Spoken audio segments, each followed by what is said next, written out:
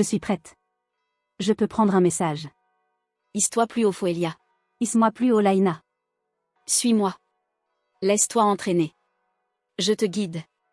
Il y a un pas de plus à faire aujourd'hui, tu sais. Je m'en doute, toujours un pas de plus. N'est-ce pas ce que vous m'avez toujours dit? Pour élargir le périmètre de ta zone de compréhension, il est impératif de fréquenter ses frontières.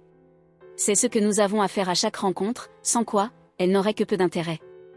Et où m'emmènes-tu, alors? Sur un nouveau fil de compréhension, jusqu'auquel je suis chargée de t'accompagner. Peux-tu entendre ces notes, ces sons, ces fréquences qui s'égrènent en toi? Sois attentive. Écoute bien. J'entends ces notes aiguës. Il y a de nombreuses fréquences que vous pouvez capter avec une attention soutenue au niveau de l'audition. Sont-elles réelles? Ou c'est moi qui les crée? Oh. C'est un ami d'Ishtar qui prend le relais. Ce n'est pas une question importante. Elles deviennent de toute manière réelles dans ta perception au moment où tu les crées. Ce qui est important, c'est de t'entraîner à les percevoir. Ce qui est important, c'est que tu comprennes que tu perçois ce que tu décides d'écouter. Si tu scannais intérieurement le spectre auditif, par exemple du grave à l'aigu, certaines fréquences vont te sembler plus claires que d'autres, plus présentes. Étaient-elles présentes avant que ton attention s'en mêle? Pas forcément, et peu importe. Par ton attention, qui découle de ta volonté propre, tu as cependant pu te focaliser sur une fréquence particulière, choisie arbitrairement parmi toutes les autres. N'est-ce pas? Oui, c'est bien le cas. Et où veux-tu en venir? À la prise de conscience que vous pouvez vous entraîner à faire la même chose avec vos ressentis, vos sentiments. Comprenez que tous les sentiments existent en vous au même moment. Lorsque vous dites « je suis triste » ou « je suis en colère », ce n'est pas tant le sentiment qui vient à votre rencontre que vous-même qui décidez de vous focaliser sur sa fréquence. Notre rôle est de vous aider à vous décoller de vos perceptions 3D. Une manière simple de comprendre ce que nous voulons vous faire passer aujourd'hui, c'est de considérer que vous êtes le maître de vos déplacements au sein de la gamme des sentiments. Sachez que la joie, qui n'est pas une émotion comme vous le considérez souvent, est toujours présente.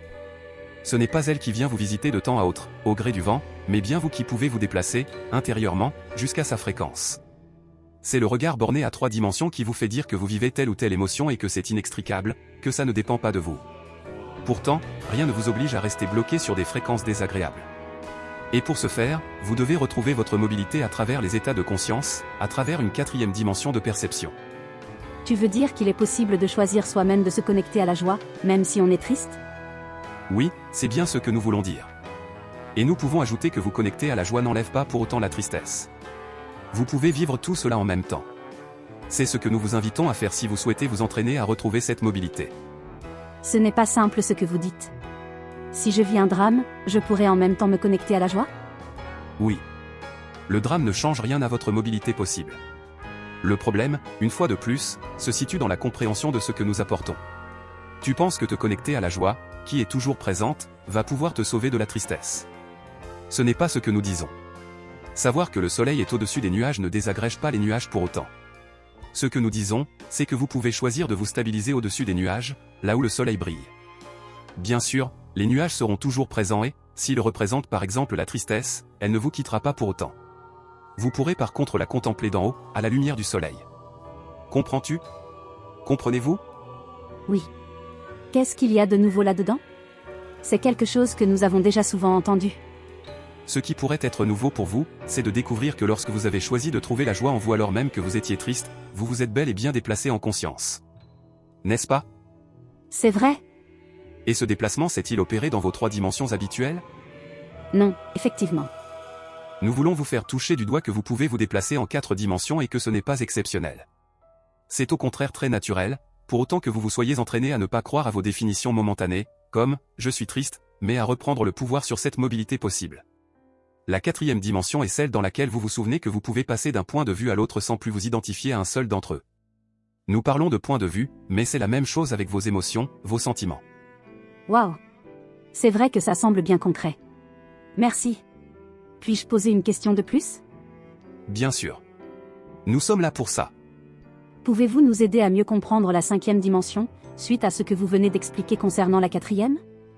Nous avons dit que la 5e dimension était celle de la créativité. Il s'agit, ni plus ni moins, d'une autre direction, dans laquelle vous pouvez retrouver de la mobilité. Comment retrouver cette mobilité-là, en 5 dimensions? Tous les artistes la connaissent, même sans le savoir. Lorsque vous créez, vous importez une certaine substance, une certaine quantité d'énergie, d'information, depuis un autre plan. Vous importez du nouveau dans votre monde. Du tout nouveau, du jamais fait.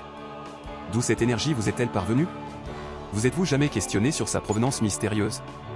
Eh bien, elle vient d'une dimension hors du temps, d'une autre direction de l'univers que, parfois, vous appelez le futur. Êtes-vous d'accord pour dire que votre inspiration, votre créativité, ne provient d'aucune des 3 dimensions habituelles, ni de la 4e que nous avons évoquée, celle qui vous permet de vous déplacer à travers tous les points de vue sans vous identifier à l'un d'eux en particulier? Je suis d'accord. D'où penses-tu, Foelia, que surgissent nos mots? Nous te le disons, pour les entendre avant de les traduire, tu as dû faire un petit tour dans une 5e dimension de ton être et découvrir que tu pouvais leur donner une forme sur ton monde. Cette nouvelle compréhension vient de se doter d'une nouvelle forme, constituée par tes mots. Cela exige un déplacement, n'est-ce pas? Et tu viens de le faire. Waouh! Je n'ai pas d'autres mots. Si vous pouviez considérer que cette 5e dimension n'est pas un nouveau monde extérieur, mais une nouvelle direction dans laquelle vous pouvez vous déplacer, vous gagneriez beaucoup de temps. Et cette dernière formulation nous fait beaucoup rire. Le monde 5D commencera à se créer depuis cette perception intérieure et deviendra bien entendu extérieur, puisque vous le créerez de manière inspirée, toute nouvelle. C'est pour cela que nous vous avons toujours dit que vous n'alliez pas être soudain téléporté dans un monde 5D. Vous y êtes déjà. Ce sont seulement les yeux de vos cœurs qui doivent apprendre à s'ouvrir pour pouvoir vous en rendre compte. Avec ce nouveau regard possible, vous créerez enfin un monde d'harmonie, petit à petit. Il n'y a pas de grand basculement. Il y a seulement des voiles qui tombent les uns après les autres. Des voiles qui obstruaient vos perceptions. Les voiles tombent pour tous, actuellement, mais qui va oser commencer à marcher dans ces nouvelles perceptions, dans ces 2 nouvelles directions de vos êtres? Là est la question que nous vous posons à tous, individuellement. Nous restons à vos côtés, comme nous le sommes depuis si longtemps. Qui osera commencer à le comprendre et tenter de nous regarder en face? Nous vous saluons, frères et sœurs de terre et de densité, et nous vous disons, à bientôt. Merci, amis d'Ishtar.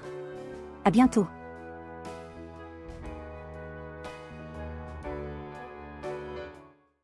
Si vous souhaitez me rencontrer, n'hésitez pas à venir faire un tour sur mon site, foelia.net. Là, vous pourrez me lire, mais aussi m'écrire et me poser vos questions. Je me ferai une joie d'y répondre autant que possible. Belle journée à chacun d'entre vous, et belle aventure, sur ce monde incroyable que nous co-créons à chaque instant.